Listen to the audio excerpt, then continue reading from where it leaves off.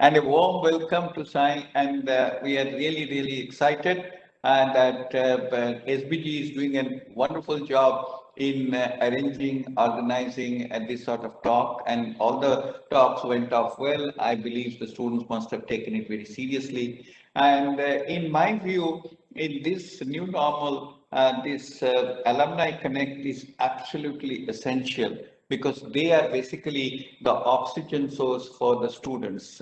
And they can recharge the students because we are not able to see them. I meet them maybe regularly, but still they want to get from first-hand information from alumni. So in that regard, I would like to thank Sai and also tell Sai that he should act as an ambassador for our institute because he is an alumnus from our institute, and he has big responsibility to make sure that our institute goes to the next height. And I'm sure that all of you will contribute in this sort of a alumni connect, and I'm very positive this alumni connect will create a new ecosystem in our campus.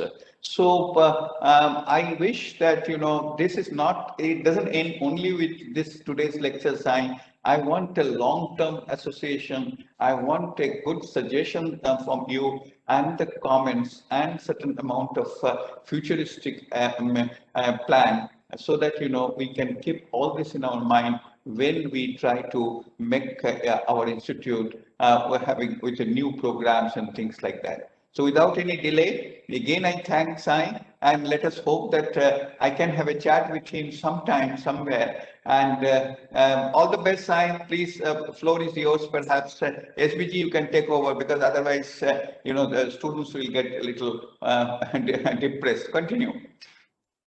Thank you, sir. We are also joined this morning by none other than Professor Ghosh, the Dean student. Professor Ghosh has always been a pillar of support to student body government. His dedication towards the activities for the welfare of student community has always been an immense source of strength to us. I now request Professor Ghosh to say a few words on behalf of us.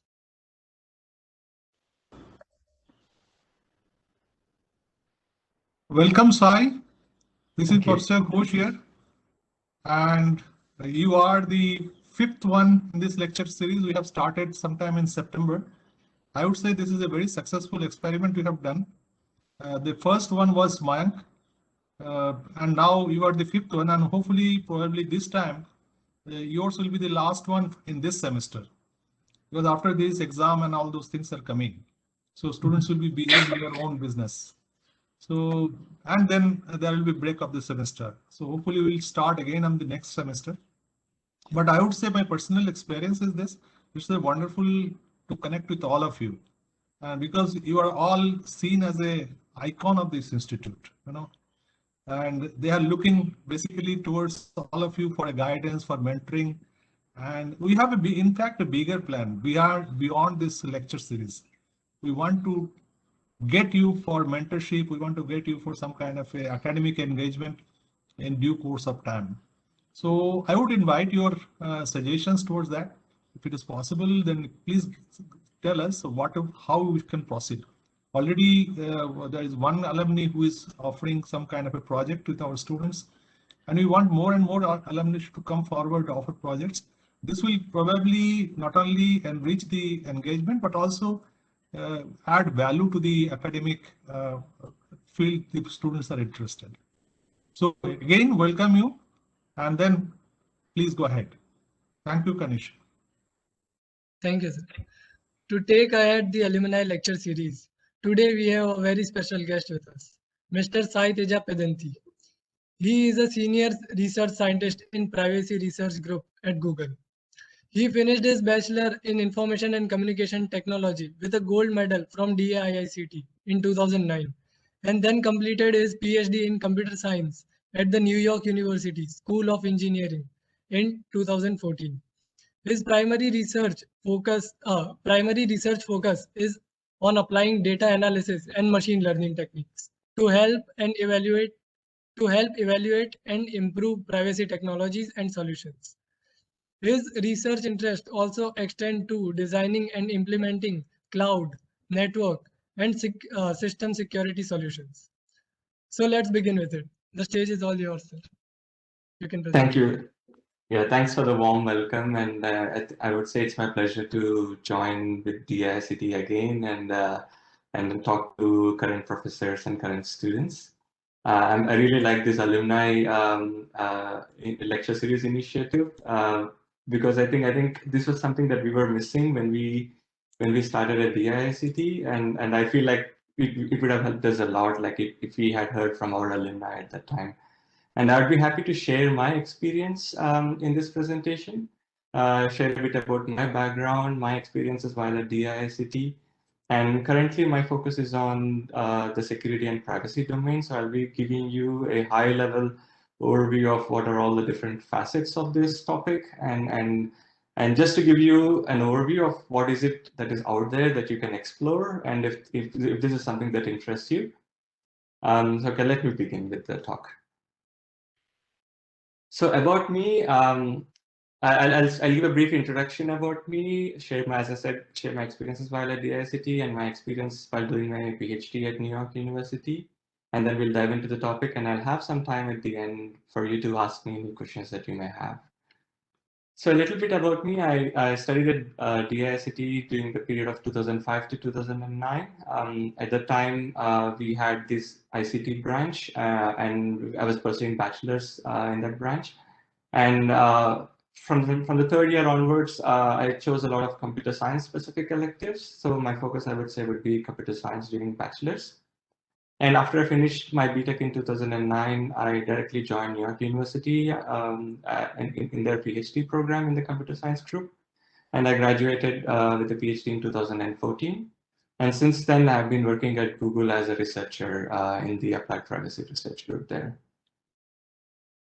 So I felt like when I was studying at DICT, the core courses, they were very valuable in establishing the basic understanding or setting the basic premise for all the various electronics, communication, and computer science courses. Having that background enabled me to decide where my interest lies and what I would like to pursue after that. So that's where the electives came in, and I was really fortunate to have taken electives in the computer science field there, exploring areas like animation, distributed systems, computer security, and so forth. And having experienced all these different electives allowed me to decide where my interests lie. And I would also like to make a call out to the humanities and the social science courses that were offered and are still being offered at DICT. I felt like those courses have helped shape my perspective as a human being in terms of how the kind of work that we do would have its effect on the society, which I would believe is very, very valuable now, with every technological aspect having some form of impact on the society. And taking these courses would definitely help you see that perspective. And one thing that I noticed while I was doing a PhD at NYU was the course formats at DICT were very similar to what I also experienced while at New York University. So as a result, I didn't feel any difference when I was studying at NYU versus studying at DICT. We had the same semester system, the same GPA system, and the same mid-semester examination formats. So it was effectively very seamless when I went for my graduate studies, and I was really surprised. And when I was comparing my experience with a few other friends who were coming from other universities, I could see that they had a lot of trouble adapting to the curriculum at the US universities, but I didn't have that problem at all. So that was one positive thing that I experienced while at DICT. Of course, we had this notion of doing multiple projects during the undergraduate program, not just technical projects, but many design projects. And having these projects go hand in hand with the course curriculum also helped motivate me to get hands-on experience while doing my coursework, and that immensely helped me when doing my research while in the PhD program later on. And DICT has this really interesting internship offerings like you would do. I don't know if it is still the case for everyone, but at that time we had a rural internship after the first summer. During the first summer, and in an industrial internship during the second summer, and a research internship during the third summer. These three internships have helped me get a perspective or a feel for what kind of work is happening in the industry, and would pursuing graduate studies be beneficial for my research career, or should I directly take up a job after my undergraduate program? So and so forth. So I would say, like, if you get a chance, do definitely try out in the internships in the industry or in a research lab somewhere. And also the fourth aspect that really influenced my career was getting acquainted with publications while at the university. So as part of the coursework or as part of the research work, I was introduced to the research publications in the field. So it became a practice for me to get acquainted with the latest technological advances that were being published, and also draft research publications in good conferences while at the university. So having that research exposure to recent research work has been definitely helpful in me choosing a research career later on. And related to my career path, as I mentioned earlier, after the core courses during the first 2 years, I was taking a lot of electives during the third and the fourth year. Initially, I've taken some design courses under Professor Vinita Desai, and also animation courses, and I really liked that field and I wanted to explore that. But right around that time, I also taken cryptography courses at DIICT under Professor Anish Mathuria. And I really liked the domain and the topic, so I decided to pursue my the final year BTech project in the same cryptographic area, and that kind of cemented my interest towards this topic on the whole. And as you know, like, we were thinking to apply. We generally apply for higher studies at the end of the third year because you write your GRE, GATE, and other examinations at the time, so that you'll be ready for the admissions the next year. So at that time, I had a closer discussions with Professor Anish Mathuria at that time, and he recommended me. He asked me, like, what was my preference, and I told him that I wanted to pursue PhD because I kind of liked the research field. And so he immediately suggested me to directly take up a PhD position if possible, rather than pursue a master's first and then do a PhD. Because if the ultimate goal is a PhD, you would actually save many years of your research work if you directly join the PhD program, and you also don't need to pay for your master's program. So that would be an added benefit, and you can actually get done with your PhD very early on in your career. So Professor Mathuria's advice helped me a lot in directly applying for the PhD program at NYU. I did apply to a few master's programs at other universities, but I decided to go with the PhD program. So my suggestion to the current students would be to explore all the available opportunities while at DIICT, explore where your interests lie, where your passions lie, and then use that as an option to decide what career path you would like to choose. In my case, between animation and cryptography, I decided to go with cryptography because that excited me more. In your case, it could be something else. So feel free to explore all the electives that DIICT is offering you right now and explore where your interests lie. And I'm very glad to say that DIICT is associated with many memorable moments for me, and I've made many valuable friends during my program there, who I'm still in touch with right now. And many of them are currently in the Bay Area, where I'm currently residing. So, and also Google has a really strong DIICT presence here. So it was really great to study at DIICT. So later on, when I started my PhD at NYU, generally you have an option to choose a specialized PhD program, like a PhD in computer security or cyber security, for instance, or PhD in NLP. Professor Mathuria at that time gave me the advice to do PhD program or master's program in a general topic like computer science, and then do specialization in your topic of interest. So that way you would essentially open up yourself to many different opportunities, because often what happens is after you've been in a particular topic for 5 or 6 years, you often see a shift in the nature of work that you would be doing. And doing PhD in a general topic like computer science would allow you to make that switch more seamlessly compared to doing specialization in a particular topic. I followed it as why I followed Professor Mathuria's advice and took a PhD in computer science, but I was specializing mostly in the security and the privacy domain. So generally PhDs would be like 5 years or more than 5 years. It depends upon your discussions with your research advisor. So the first 2 years would generally be coursework, irrespective of whether you have done masters before or not. If you're doing masters from the same university and then applying for the PhD, some of the coursework might get carried over. So you would do lesser amount of coursework in your PhD program, but the general tendency is to have 2 years of coursework. So I got the opportunity to try out many system and network security courses, take up penetration testing, distributed systems, and many other courses during my PhD program. And the next 3 years of the PhD program would be mostly research work that I used to work on research projects and publish papers as part of the program. And I was fortunate enough to take up internships at Alcatel-Lucent Bell Labs and Google. And these internships have essentially helped me decide whether I wanted to take up a professorship after my PhD or go to the industry and do research work there.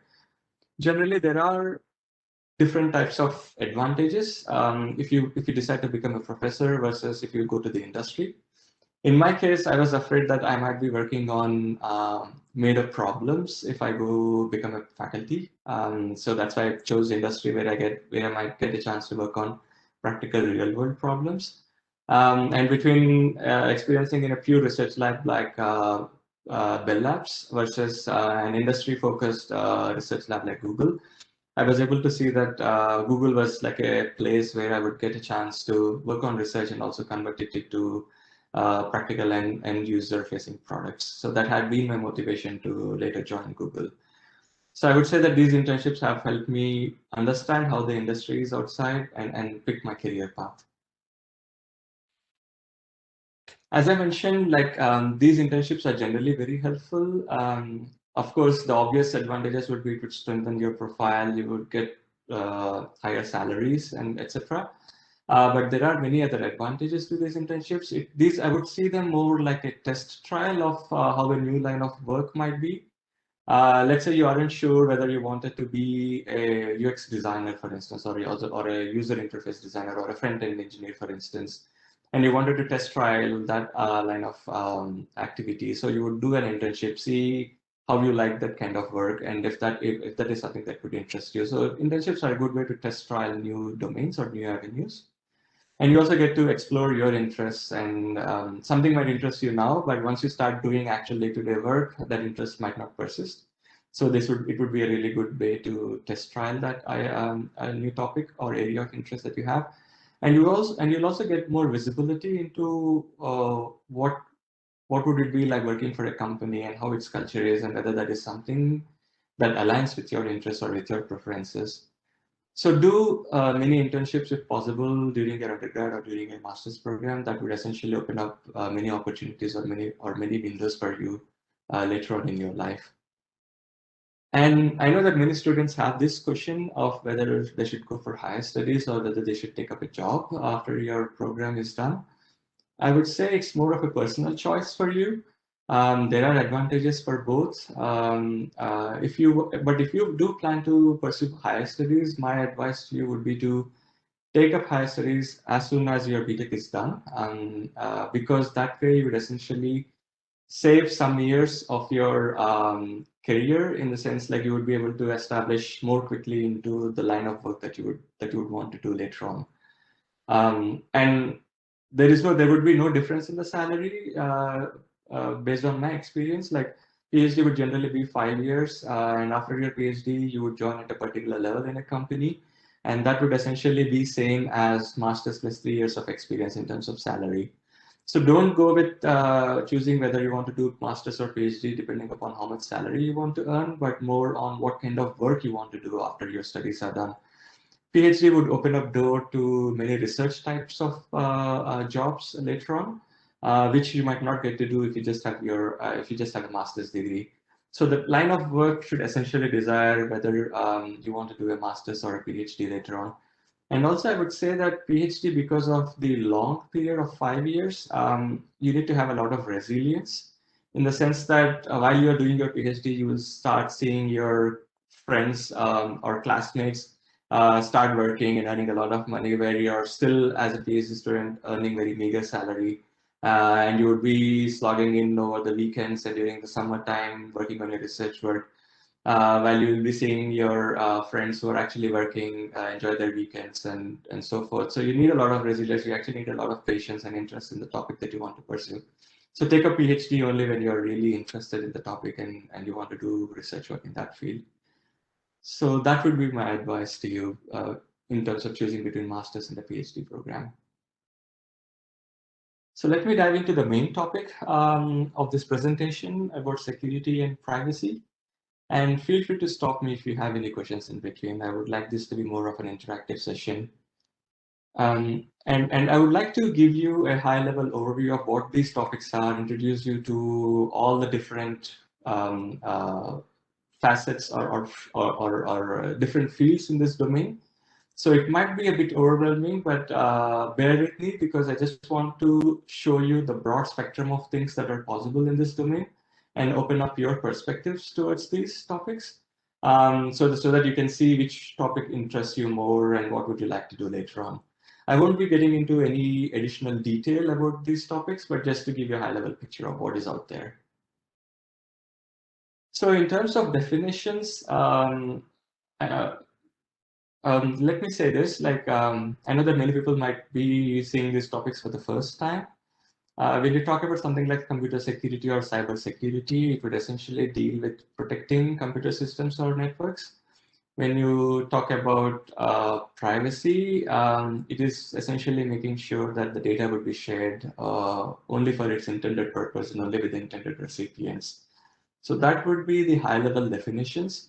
In terms of, let me give you an example to make this more concrete. Like, let's say you're trying to visit a banking website, you would want to make sure that no one else other than you and the bank would be able to see how much money you have in your account. So that would be more related to security. On the other hand, privacy would be more like, let's say you're having a chat with your friend on WhatsApp and you don't want the government to know what kind of messages you're exchanging with your friends, or you don't want your family to know what kind of messages you're exchanging with your friends. So that would be a high-level overview of privacy and security. Both these topics are highly interdisciplinary in nature, like they would involve technology, they would involve law and public policy, and that will be more clear when I give you more examples of topics in this domain. So let me dive into what are all the different aspects of cybersecurity. So the traditional, well-known first facet of security would be cryptography. It would include something like encryption. Let's say you're using WhatsApp or you're sending an email to your friend. You only want your friend to get the message, but not Gmail or Google or WhatsApp or someone else who is a medium. So that you would essentially be using something like encryption for that, and hashing is another technique. So these are essential building blocks for you to be able to achieve useful applications to be built on top of them. The other aspect of cybersecurity would be something called security protocols.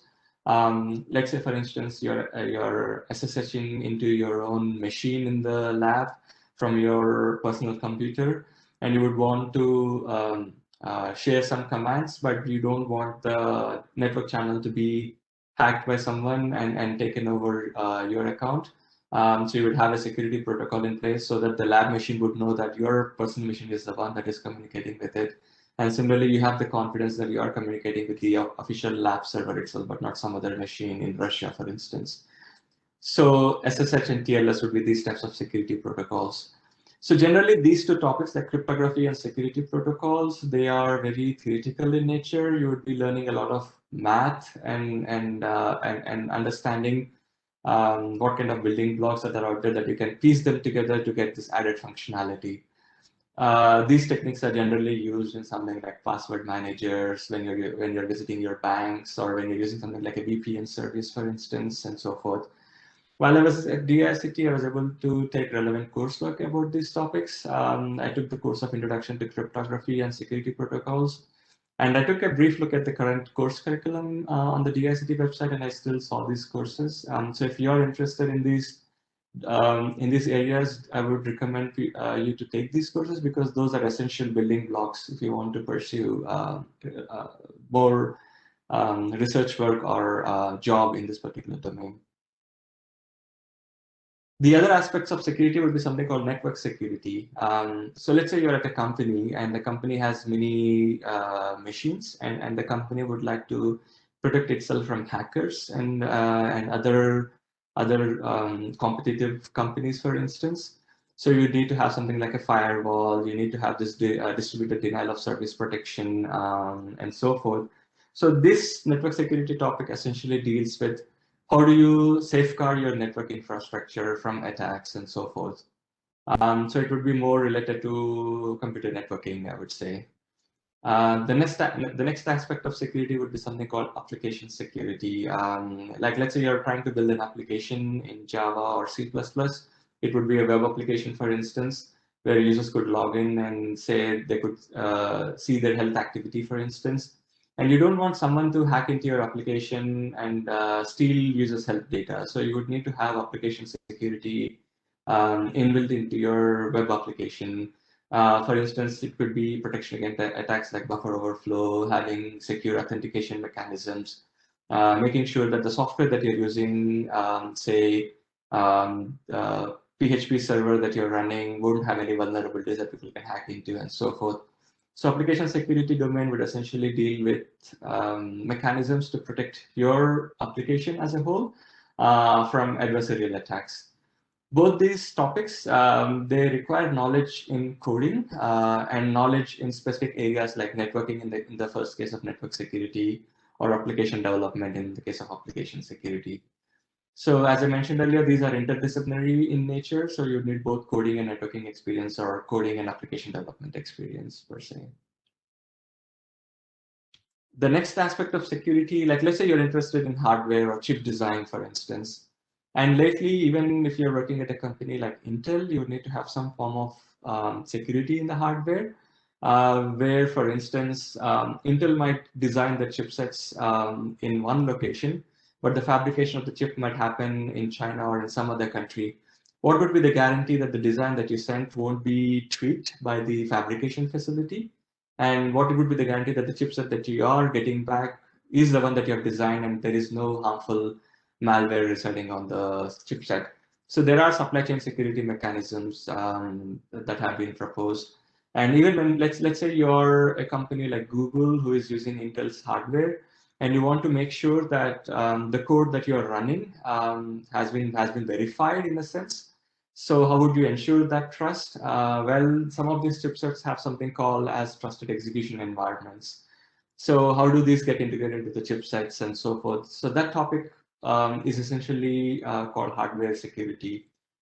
And you have another domain in the security called digital forensics. So this deals with extraction and documentation of evidence within your device, like phones or laptops or computers.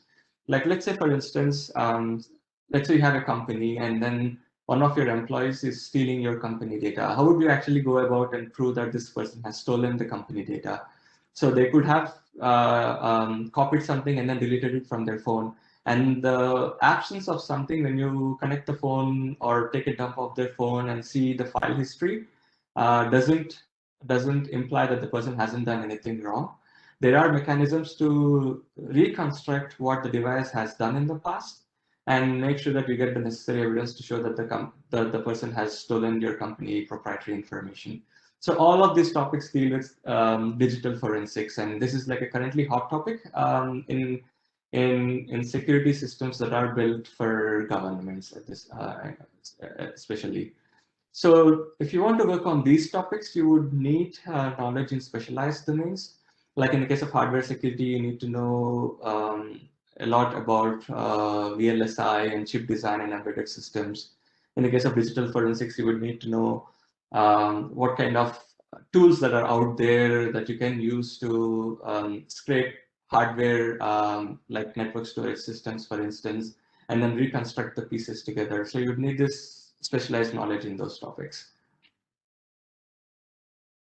The other aspect of cybersecurity would be something called as penetration testing. You must have heard a lot about hacking online. That would essentially be a bad person hacking into a system like Facebook or a bank and then doing something malicious.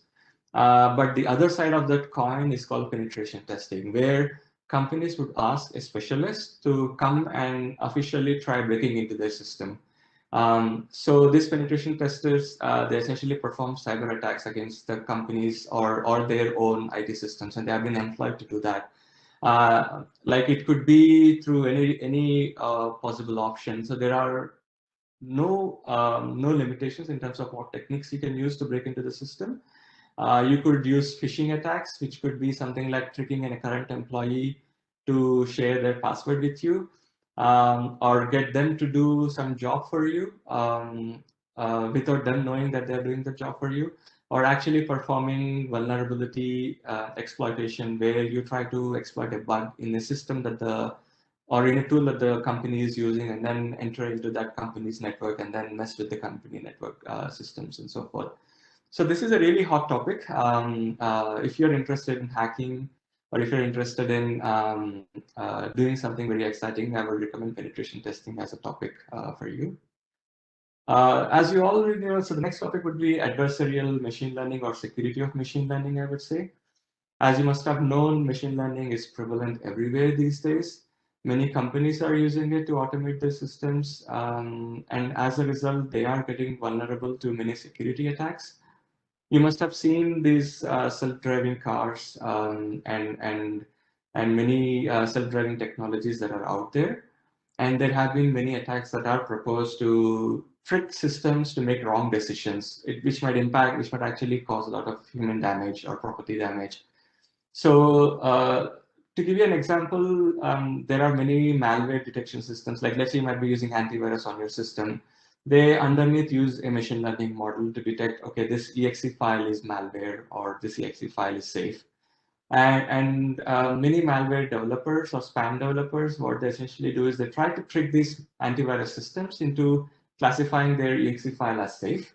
So they try to do many tricks and tests to ensure that their exe file will pass through the antivirus system detection system. So that would be one example where you are bypassing the security offered by the machine learning models. The other example would be something called adversarial examples. You must have seen image recognition or facial recognition out there. And many of the self-driving cars, they use image recognition to read the road signs, like let's say, for instance, speed limits. And many adversarial machine learning models have been built to trick these self-driving facilities into making wrong decisions. Like in the picture shown here, in the second row, you see these adversarial examples. For a human eye, they don't look any different to us. They're still the same speed limit boards. But for a machine, the 80 speed limit board would be read as a stop sign, and the 120 speed limit board would be read as a speed limit of 30. So you're essentially tricking in the machine learning models into making wrong decisions. So these adversarial machine learning is currently a really hot topic. And if you're interested in machine learning, you could actually pursue this domain too. And the last aspect of security topic would be security and risk analysis.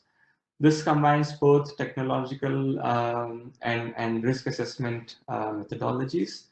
The goal would be to identify risks that a particular company might have, so as to ensure what safeguards need to be in place or where there are gaps.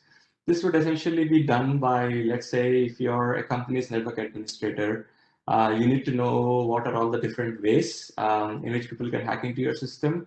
What are all the interesting targets that people might want to, or the hackers might want to leverage or get into your computer system?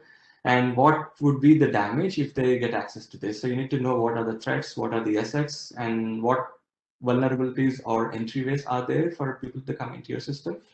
And based upon that, you would do this risk analysis. So even for this topic, you would need maybe specialized experience or knowledge in specialized domains. Of course, like what I have covered so far aren't the only ones, or aren't the only different security topics that are out there. This is just a drop or just a sample of what kind of areas that you can explore if you want to pursue the topic of security. Let me switch to the privacy topic.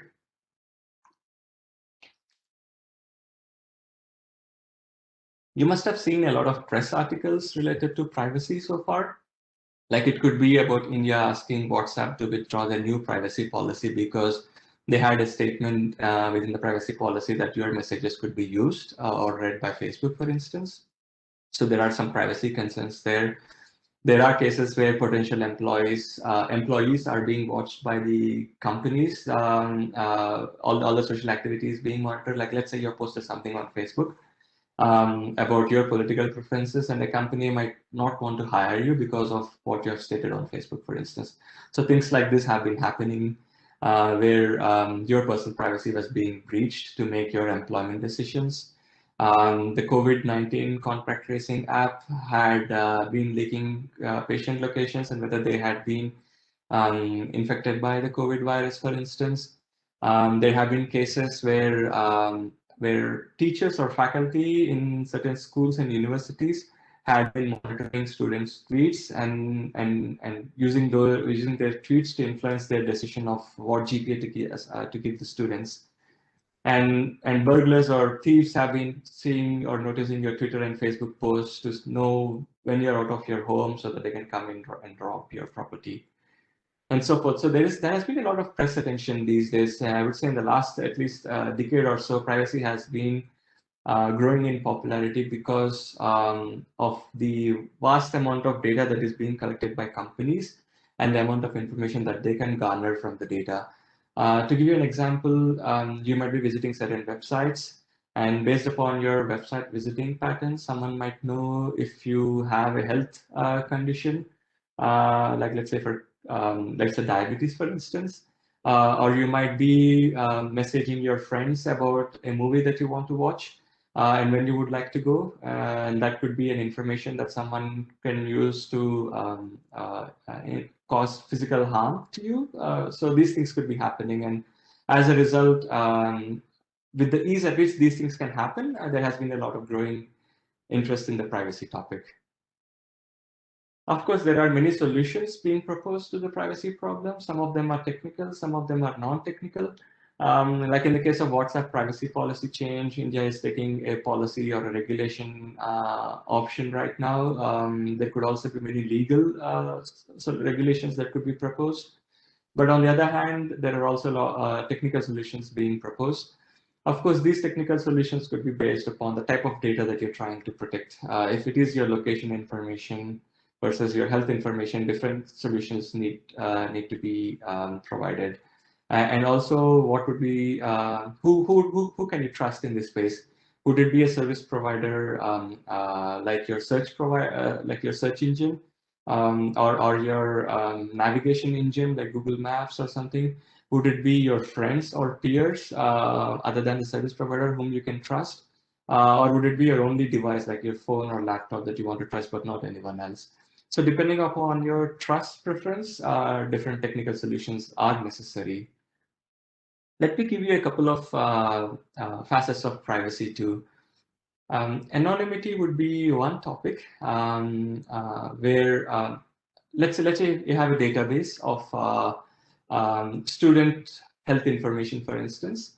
Generally, this database would be having something like a unique student identifier, like your student ID, and all the information would be associated with that student ID.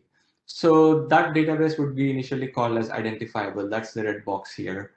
And if you were to replace student ID with a random identifier, then you wouldn't know who the student is, but you would be able to see that this random identifier is studying in this particular semester at this university, and these are their course grades and the GPA and so forth. You wouldn't know who this random ID is, but there is this random student. But if you had a mapping of that random ID to the actual student ID somewhere else, then you might be able to de-identify that user, and that would be this obfuscated level of protection. The next level of protection would be something called as de-identification, where you would essentially remove any student identifier, whether random or the actual student ID, but every record would be its own. You would know that there are 10 students who are studying in semester 3 at the IICT and who are taking a particular course, for instance. You would know what their GPAs are, but you wouldn't know who these IDs are, who the students are, because you don't have any information about their IDs. So that would be the de-identified level of protection. The next level would be something like statistical data. You would just say, you just know that there are 10 students in so-and-so course, and here is their average GPA. That would be the aggregated level of protection. But there could be cases where there might be just one student enrolled in a course, and the average in that case wouldn't offer you any protection, right? So that would be the aggregate level of protection. And the completely anonymized case would be that irrespective of how you join the data with any other data set, there is this guarantee that no one can identify who this user is. So that is like a very rigorous definition of anonymity. And that is what many companies are trying towards achieving at this point. And there are many techniques like k-anonymity and differential privacy that would help you reach this green level of anonymity or offer one of these earlier steps level of anonymity and so forth. So anonymity is a pretty big topic in privacy. It deals with techniques that help you to anonymize the data set and have strong mathematical guarantees behind it. The other aspect of privacy, I would say, is location privacy. Generally, if someone knows what are the places that you have been visiting at what times, they can gain insight into where your home is, where your work location is, and when you're at a particular ATM, so they can actually come and rob you directly. So location information is pretty sensitive. And let's say, for instance, you're visiting a particular COVID testing location, for instance. So they might know that, okay, you might probably be infected by coronavirus too. So there are all these limitations of someone getting access to your location information. And location information is not one of the most sensitive personal information that is out there. And techniques have been proposed to protect your location information. Like rather than telling you the exact latitude, longitude, location of you being at a particular restaurant, you could say that you could obfuscate that information and just say that I'm at Gandhinagar, but I'm not somewhere else. So you wouldn't divulge where you are within Gandhinagar city, but you're just sharing information that you're in Gandhinagar and nothing else. So that would be something like spatial obfuscation or cloaking. And there are also differential privacy techniques which would offer you theoretical guarantees of protecting your location information. So this would be the location privacy topic. The next aspect would be something called web privacy. So the type of websites that you visit might actually reveal a lot about your preferences. Like there could be someone who is visiting a cancer hospital website, for instance. It's kind of giving a hint that that someone that you know or someone in your family could be having a cancer-related issue. Or you could be visiting a gold shop website, and that would indicate an intent that you might be planning to buy gold in the near future. So the type of websites that you visit or the type of searches that you perform on the web would reveal a lot about what your interests are or what your preferences are. So many techniques have been proposed to protect your web privacy. The very simplest one is something like the Chrome Incognito browser. It wouldn't share your login or cookie information with the websites, but the websites might still have your IP address and they might know a rough location of where you might be present. So that gives you some anonymity, but not completely. But Tor or the Onion routing protocol is the most sophisticated one. What it would essentially do, it is a cryptographic protocol or a cryptographic scheme where, let's say you're planning to visit a website, say a hospital website, for instance, your machine or your personal laptop won't be directly communicating with that hospital website, but it would connect with few other machines randomly spaced in the internet, and one of that exit machines would directly connect to the destination website, and then your network traffic would essentially follow the same path. So anyone like your internet service provider or your search engine who is monitoring your network, they can't say that you are visiting a particular hospital website. They would just know that you're connecting to a random machine in the internet.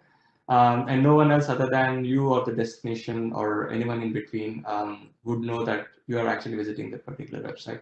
So Tor is one of the well-known projects that is out there that would offer you web privacy. And there are many Tor integrated browsers that you can use right now to protect your website preferences. And machine learning privacy is one of the hot topics that are out there. You might be knowing that many sophisticated neural network models are being developed to build facial recognition systems, or make you autocomplete recommendations, like when you're typing an email in Gmail. You type in a particular set of keywords, and then you'd get a suggestion in terms of how to end that sentence that you're writing. So that's the autocomplete functionality. So a lot of machine learning goes in these models, and there is a side effect that these models might remember pieces or information from the original dataset that it was trained on. Like in the image on the left side, there is a facial recognition system. No one knows what data it was trained on, but people have shown that by passing in some random inputs to the model, or specially crafted inputs, they might be able to recover images that were used to train the model. Like in this case, the image on the right side is the person's original face that was in the training data set, and they're able to grab the left side image by performing attacks. These are called modal inversion attacks. And the example on the right side, let's say you're typing an email, you type in something like my social security number is, or my Aadhaar card number is, and then you get a recommendation by the autocomplete system. And if the model was trained on unsanitized raw data, then it might actually give you an Aadhaar number of some other person in India. So these types of attacks are called unintended memorization, where the models are remembering something that they shouldn't actually learn about. So there is this line of research work in the machine learning domain related to privacy.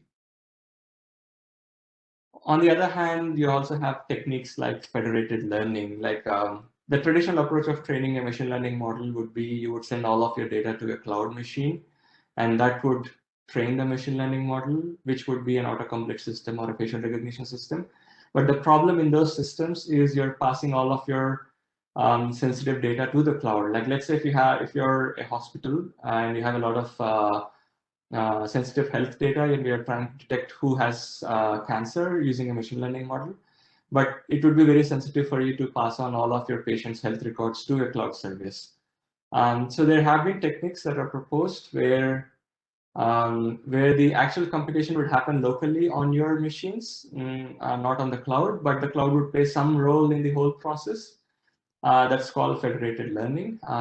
So one of the guarantees of this federated learning system is the cloud service won't be able to learn a lot about the raw data that is being used to train the models. But the users would all work together to be able to essentially get the same performance as a cloud trained machine learning model. And ML fairness is another hot topic that is out there. There have been, you must have seen some press articles where a black person was classified as gorilla by a machine learning model, or let's say a bank is trying to make an assessment of how much loan it should give you, and depending upon your race or depending upon your gender, they might unknowingly penalize you and not give you the best loan rate, for instance. So ML fairness topic essentially deals with ensuring all the sensitive attributes like race, gender, they aren't being biased by the machine learning models because of the bias in the training data set and so forth. So this is another hot topic that is out there. And so usable security and privacy would be one final facet that I want to introduce to you. So you could propose this very robust security solution or a privacy solution, which is technologically very advanced. But essentially, it would be humans who would be using these systems. And these human factors actually play an important role in terms of how secure these systems would be. Like, let's say, for instance, you have this two-factor authentication system for your web application that you have built, where in addition to the password, you would send an OTP or some other secure code to the user's phone. And only then you would allow the person to log into the system.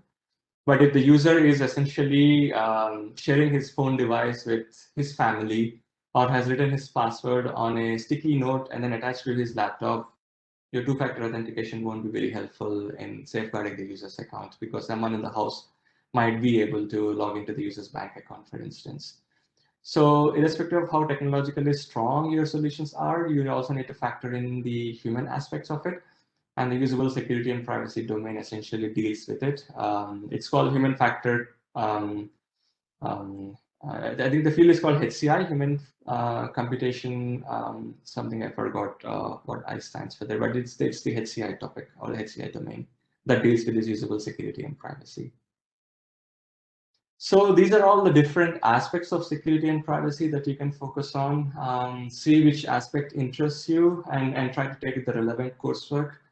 And what kind of jobs can you get when you have worked on a topic like security and privacy? Well, many companies have this job role called security engineer. And as part of the recent highest paying computer science job by a study done by Northeastern University in 2021, security engineer job role is among the top 10, and you get paid a lot for the kind of work that you would be doing. And also the work would be really exciting because you would be essentially protecting the systems that are used by millions and billions of users that are out there, or protecting the infrastructure behind it and so forth. And privacy engineer job roles are currently one of the hot job roles that are growing in many top companies these days, like Facebook, Google, Microsoft, Apple. They all have this privacy engineer openings right now. And essentially what you will be doing in that privacy engineering role is ensuring that you build systems that make implementing privacy very easy. Like, let's say, for instance, you have an anonymization system that you want to build. So rather than each team within the company building their own system, you would essentially build a tool that other teams could effectively use it and ensure that there are strong privacy guarantees. So you would essentially be building infrastructure for the company, which would be privacy safe, for instance. And there are also many other related jobs in this topic. You could do, you could join as a UX researcher who would be studying the usable security aspects of it. You could be doing incident response, which would be, let's say there was a privacy incident in the company or a security incident of someone hacking into someone's account. You would essentially go figure out how this has happened and then patch the system with the necessary steps. You could work as a security engineer, or sorry, a network security engineer or a computer security engineer, where you would build robust network systems or applications. You could be a cybersecurity analyst. You could do information security risk assessment by being a risk manager and so forth. So there are many relevant jobs on this topic. So these jobs, the interview process would be something like, you would need to have essential basic computer science knowledge, but you also need to have the relevant topic knowledge, be it in privacy or security. So you need a bit of both. Yeah, that's all that I have for you. But I just wanted to end with one specific thing in terms of how you need to prepare for interviews in top companies. Generally, like when you want to try in a top company, like say Google or Facebook, they essentially want to know that you can code very well. You have the necessary data structures and algorithms knowledge in addition to your own specific topic knowledge, as I mentioned. So you need to learn a lot about algorithms, data structures, and so forth. So the courses that you take would essentially be very valuable. You need to know what is dynamic programming, you need to know recursion. And there are essentially many materials out there that can help you prepare for these. There is this book called Cracking the Coding Interview by this lady named Gail Lackman, that essentially helps you brush up topics on data structures and algorithms and what kind of questions you can expect in these interviews. And you also have this LeetCode website, which helps you prepare for some of the complex problems that many of these top companies might be asking you. So those would be 2 pointers that I can share with you. And let me stop there. I shouldn't take more time.